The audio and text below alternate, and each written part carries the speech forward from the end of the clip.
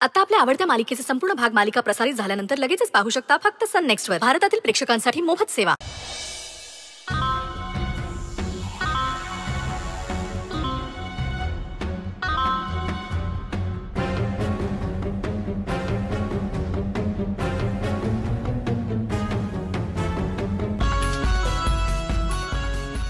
कामिनी येऊ का?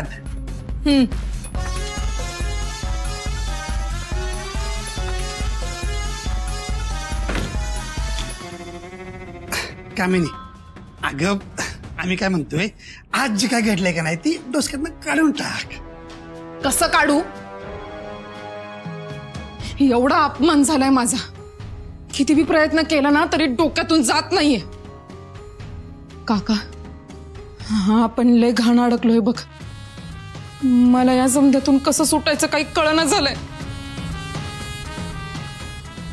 अगं कामिनी आपण अडकत नसतोच कधी. हा कारण माझ्याकडे त्यासाठी एक जबरी प्लान आहे. प्लॅन? कसला प्लॅन? हे बघ कामिनी, आता ही अशी बोटावर मोजणारी माणसं आहेत का नाही, ती आपल्याला कामासाठी नाही म्हटली. हा पण अशी मार्केट यार्डात अजून बरीच माणसं आहेत जी माझ्या कॉन्टॅक्ट मध्ये आहेत आणि आपल्या बरोबर व्यवहार करायला तयार बी आहेत. मग कशाची वाट बघतोय? बोलव की त्यांना, लगेच व्यवहार करू आपण त्यांच्या बरोबर. काक हो असं नसते होत. त्यांना बी जरा पैशाचा आमिष दाखवायला लागते, त्यांना पैसे चारावे लागणार. तेच तर नाही येत ना आपल्याकडं. असं कसं पैसा नाही? राजाच्या राणीला डोहाळं लागते, कोपऱ्यानं खणलं तरी सोनं निघते.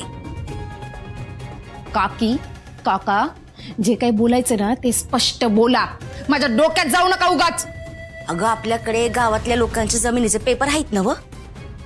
अगं ते पेपरच सोन्याचे अंडे देणारी कोंबडी आहे. कामिनी हे बघ, म्हणजे बरीच वर्ष झालं ना एक बिल्डर आमच्या मागं लागला होता. राजापुरी आहे का नाही, तिथं आपली जमीन आहे.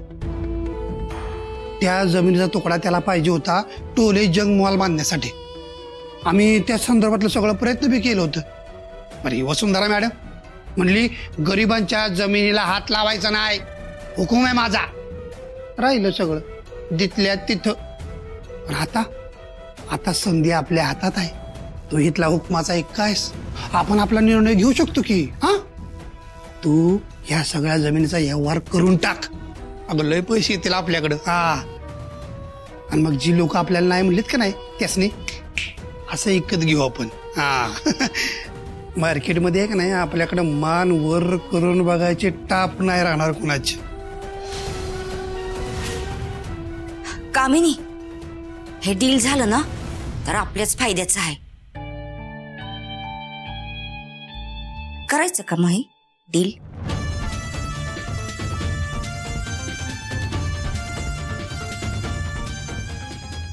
कोण बिल्डर आहे ना त्याला उद्याच्या उद्याच बोलवा.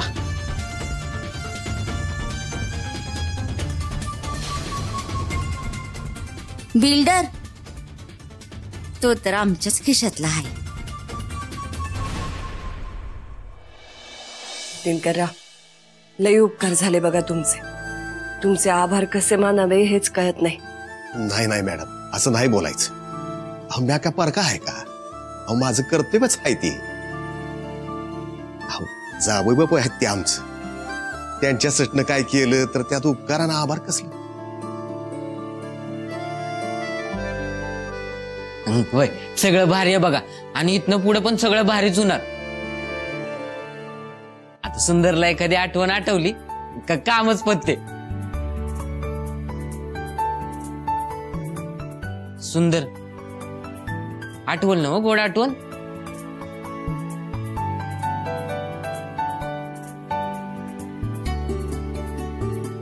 बारक्या जरा शांत बस ना. मनाविरुद्ध उगाच फोर्स कशाला करतो त्यांना आठवायला? त्यांना जेवढा वेळ घ्यायचा ना तेवढा घेऊ दे. तू त्रास नको देऊ त्यांना. बाय बाय बरोबर आहे तिचं. उगीच त्रास देऊ नको माझ्या सुंदरला. मॅडम तुमचं बरोबर आहे, पर बारक्या बी चुकीचं नाही. हसत दंगा करत जावई बापूने थोडं थोडं आठवण्याचा प्रयत्न केलाच पाहिजे. भाई ते बी खरं आहे म्हणा.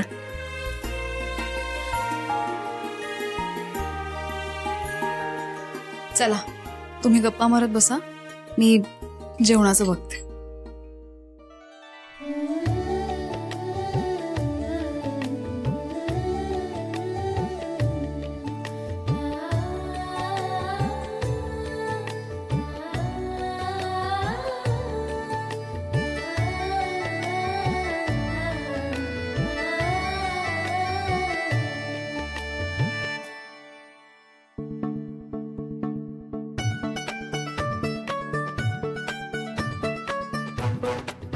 हे काय जेवण तयार आहे? कोणी बनवलं जेवण? अक्षरा काय ग? अगं सुंदर, हे समजा कुठून आलं? ह्या बारक्यानं शेजारच्या काकींकडनं आणलंय.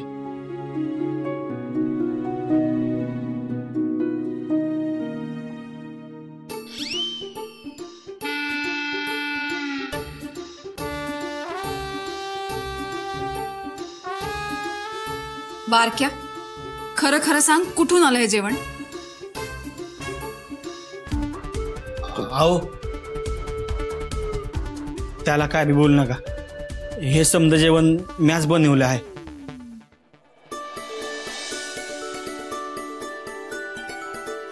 हा आता तुमच्या एवढं चांगलं नाही झालं आहे, पण मला जेवढं जमतं ना तेवढं केलंय बघा.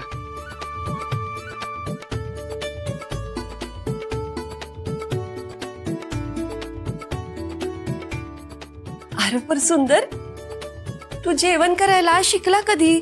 कुणाकडं आणि कुठं? अहो हाय किती प्रश्न विचारताय. मी सांगतो, सुंदर का नाही सगळं मोबाईल मध्ये बघून शिकला. आणि मी बी त्याला मदत केली, मोबाईल असा हातात धरून. अहो याची काय गरज होती? मी आल्यावर बनवलं असतं ना जेवण. तर काय उगीच त्रास घेतलास? तुला नसती कसरत करायला लागली सुंदर. अहो कसरत कसली, उलट खरी कसरत तुमच्या दोघींची होती बघा. दोघीच करताय समज. ती कामिनी तुम्हाला राबवून घेते, त्यात तुमची ताकद संपते आणि परत मग घरला येऊन समजांसाठी जेवण बनवायचं. आणि आम्ही काय नुसतं आयत्यापासून खायचं होय? मला ते काय पटत नव्हतं, म्हणून मी जेवण बनवलं बघा. सुंदर, अरे किती काळजी करतोस. तुझं कौतुक करावं तितकं कमीच आहे बघ. घरातल्या समद्यांचा, त्यांच्या मनाचा किती विचार करतोस. लई अभिमान वाटतो बघ तुझा. चला चला, पोटात कावळं वरडायला लागल्यात. जावई बापूंच्या हातचं जेवायचं आहे ना व? अक्षरा, तू समध्यांची ताट वाढाई घे, मी आलोच हात पाय धुवून.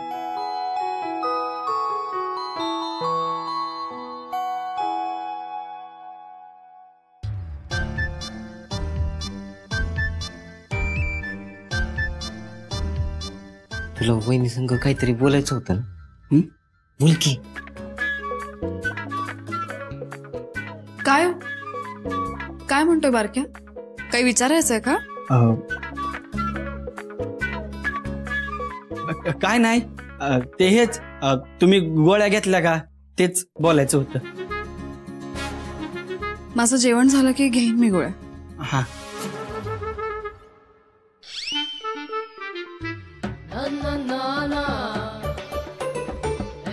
यांची काहीतरी वेगळीच डाळ शिजतीये, पण माझ्यापासून लपवत आहे.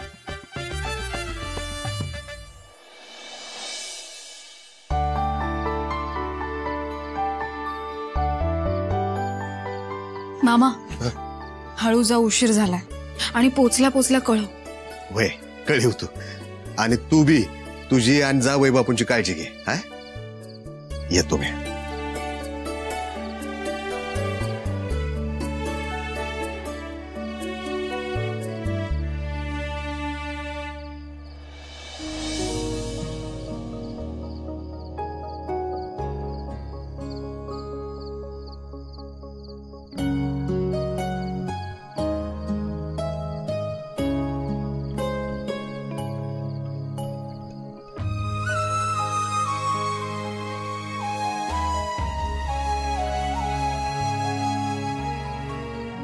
काय बघताय आभाळाकडं?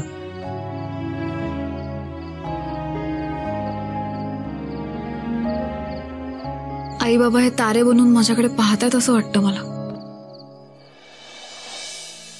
मला जेव्हा जेव्हा त्यांची आठवण येते ना, मी या ताऱ्यांकडे बघते. आत्ता पण एक इच्छा मागत होते,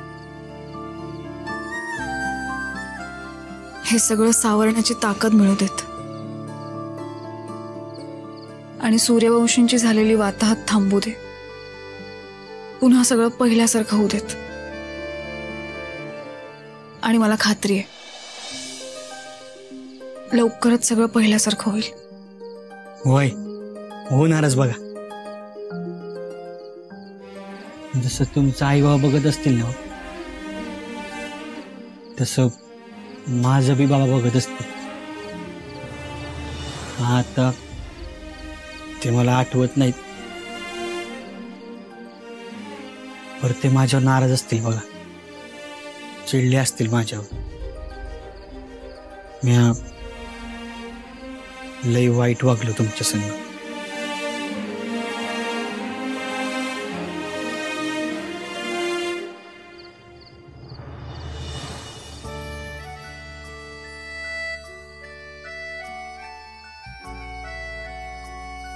चला, गुड नाईट.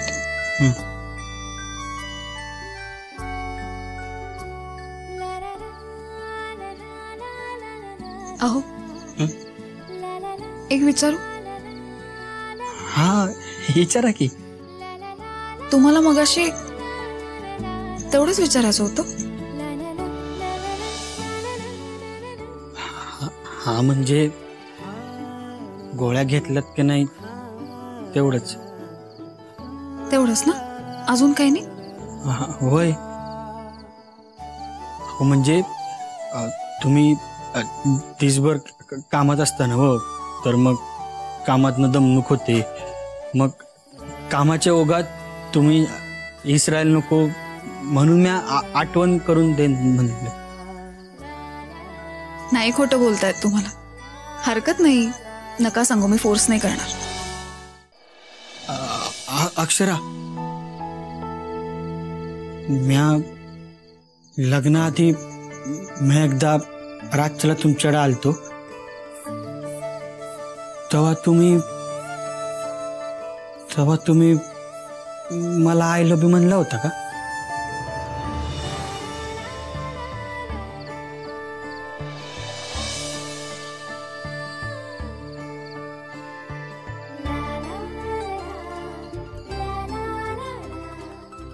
हो का?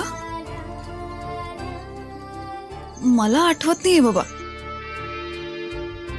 तुम्हाला आठवत आहे का बघा?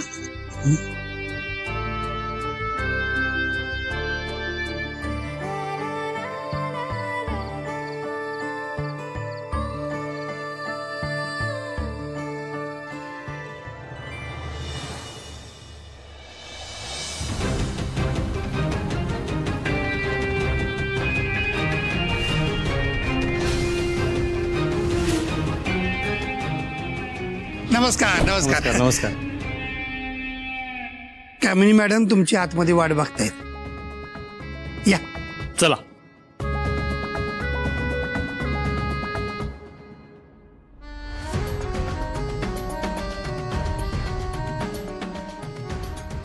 कामिनी, आजचं डील ना एकदम परफेक्ट व्हायला पाहिजे बघ.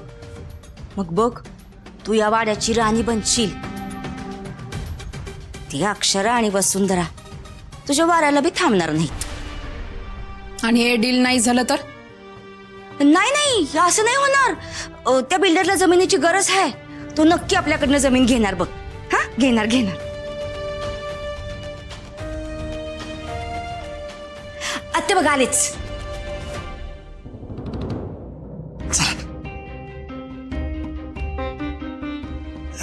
साहेब या आमच्या कामिनी मॅडम.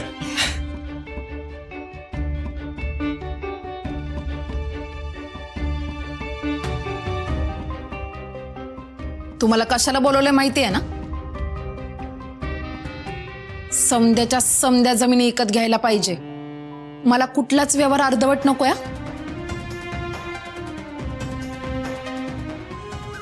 वय वय तुम्ही टेन्शनच नका घेऊ. तुमच्या समद्या जमिनी मी घेणार.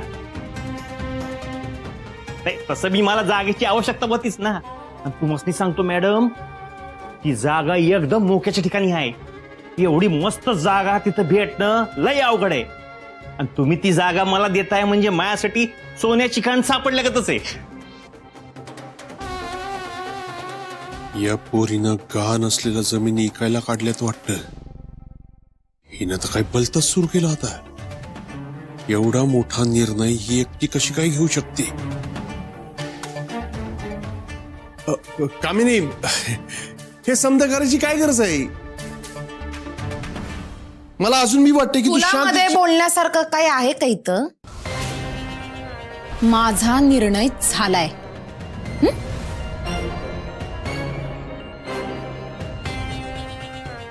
साहेब, तुम्ही डील फायनल समजा.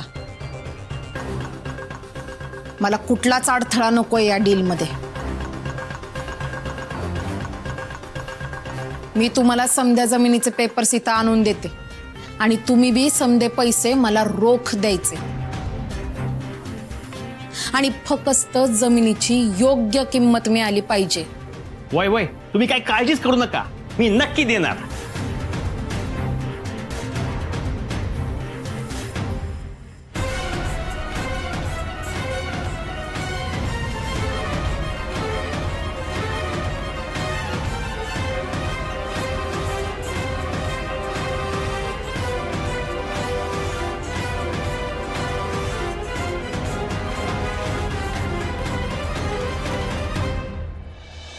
कामिनी आणि यशवंत असं वागतील तर माझ्या हातून समद निसटायला येळ नाही लागायचा. अक्षरा अश्विनला तेव्हाच सोडल जेव्हा सुंदरला त्याची प्रॉपर्टी परत करू. अरे इथं तर काय उलटच सुरू आहे. काय सूचना झालंय. काय बी करून कामिनीला यो व्यवहार करण्यापासून रोखायला हवं. पर कसं?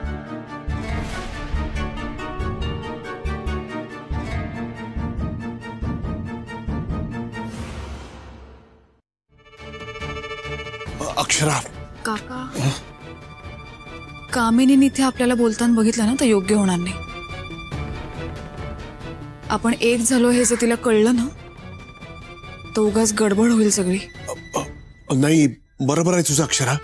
अगं पण कामच तसं अर्जंट आहे. काय झालंय अक्षरा? कामिनीनं तिचं पुढचं पाऊल उचललंय.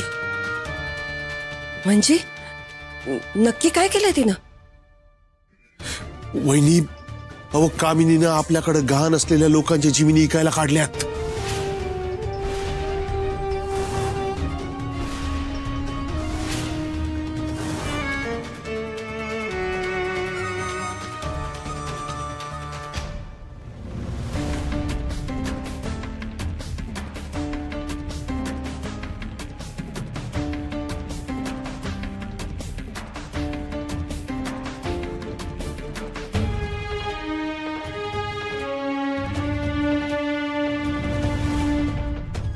कामिनीशी पंगा घेणं लई महागात पडल.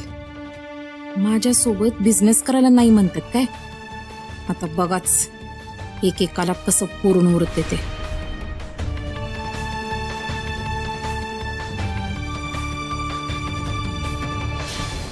खूप चुकीचं वागताय तुम्ही.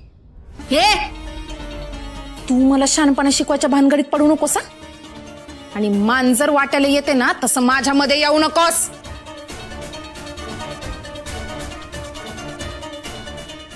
ह्या जमिनी त्या लोकांच्या कष्टाच्या आहेत. घाम गाळून पै पै साठवून विकत घेतल्यात त्यांनी. तुम्ही असं वागलात ना तर रस्त्यावर येतील. सूर्यवंशींवरचा सगळा विश्वास त्यांचा उडेल. हो, आजपर्यंत आपण त्यांना फक्त गरज म्हणून मदत केली. तुम्ही गैरफायदा घेताय त्यांचा. कसला गैरफायदा ग? हा, हे समज त्यांनी जमिनी घाण ठेवतानाच गृहीत धरायला पाहिजे होतं. तेव्हाच विचार करायला हवा होता. आता त्यांचा जमिनीशी काय संबंध? आणि मी का म्हणून त्यांचा विचार करू?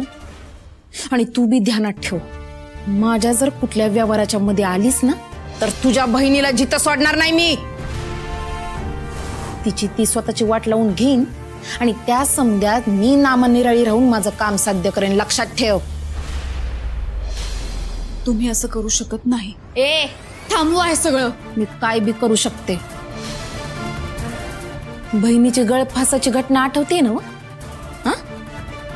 नसल आठवत तर परत एकदा शो लावू का? ते समज तुझ्या बहिणीचं डोकं होतं असं समजू नकोस. ते समज मी घडवून आणलं होतं. आणि आता परत माझ्या डोक्यानं तिला चालवायला मला लई वेळ लागणार नाही. मग तू कायमच तुझ्या बहिणीला गमावून बसशील. त्यामुळं माझ्या वाटेला जाऊ नकोस, नाहीतर परिणाम लय वाईट होतील. शेवटचं सांगून ठेवते.